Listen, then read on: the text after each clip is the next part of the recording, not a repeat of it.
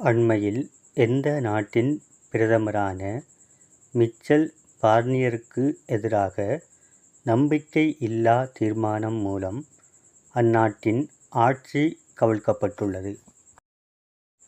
விடை: France. France நாட்டின் பிரதமரான Mitchell பார்னியருக்கு எதிரான நம்பிக்கையில்லா தீர்மானத்தின் காரணமாக அந்நாட்டின் ஆட்சி கவிழ்க்கப்பட்டுள்ளது. 1962ஆம் ஆண்டின் பின் பிரான்சில் ஆட்சி கவிழ்க்கப்படுவது இதுவே முதல் முறையாகும்.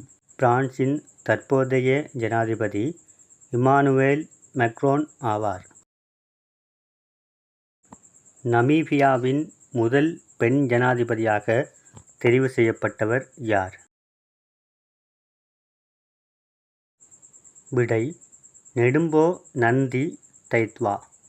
நமீபியாவின் முதல் பெண் ஜனாதிபதியாக தென்மேற்கு ஆபிரிக்காவின் மக்கள் அமைப்பு கட்சி வேட்பாளர் நெடும்போ நந்தி தைத்வா தெரிவு செய்யப்பட்டுள்ளார். அத்துடன் ஆபிரிக்க கண்டத்தின் இரண்டாவது பெண் ஜனாதிபதி இவர் ஆவார்.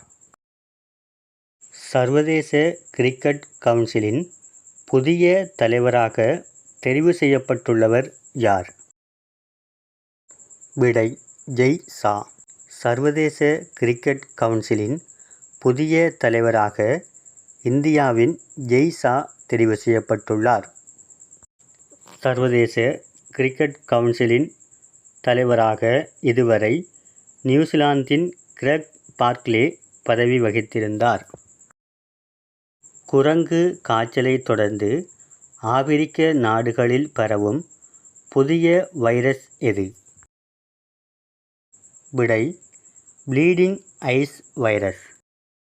ஆபிரிக்க நாடுகளில் ப்ளீடிங் ஐஸ் வைரஸ் புதிதாக பரவுவதாக உலக சுகாதார அமைப்பு தெரிவித்துள்ளது. குறிப்பாக கிழக்கு ஆபிரிக்க நாடான ருவாண்டாவில் இவ்வைரஸினால் அதிகம் பாதிப்பு ஏற்பட்டுள்ளதாக குறிப்பிடப்பட்டுள்ளது. அண்மையில் இராணுவ ஆட்சியை அமுல்படுத்திய தென்கொரிய ஜனாதிபதி யார்? விடை: ஜூன் சுக் யோல். அண்மையில் தென்கொரிய ஜனாதிபதி ஜூன் சுக் யோல் இராணுவ ஆட்சியை ஏற்படுத்தியதைத் தொடர்ந்து அங்கு மக்கள் போராட்டம் நடைபெற்று வருகின்றது. அண்மையில் அமெரிக்க ஜனாதிபதி ஜோ பைடனால் பொது மன்னிப்பு வழங்கப்பட்ட அவரது மகன் யார்?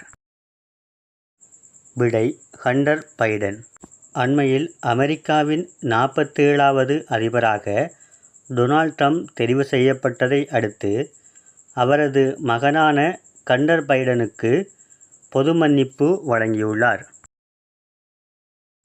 10வது ஜூனியர் ஆசிய கோப்பை ஹொக்கி தொடரில் சாம்பியன் பட்டம் வென்ற நாடு எது? விடை: இந்தியா. 10வது ஜூனியர் ஆசிய கோப்பை ஹொக்கி தொடரில் இந்தியா அணி 5வது முறையாக சாம்பியன் பட்டத்தை பெற்றுக்கொண்டது. பாகிஸ்தானுடனான இறுதிப் போட்டியில் இந்தியா அணி வெற்றி பெற்றது. இப்போட்டிகள் ஓமானின் தலைநகரான மஸ்கட்டில் நடைபெற்றது.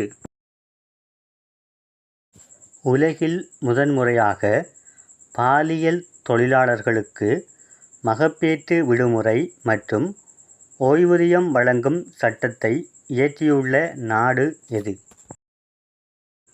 விடை: பெல்ஜியம்.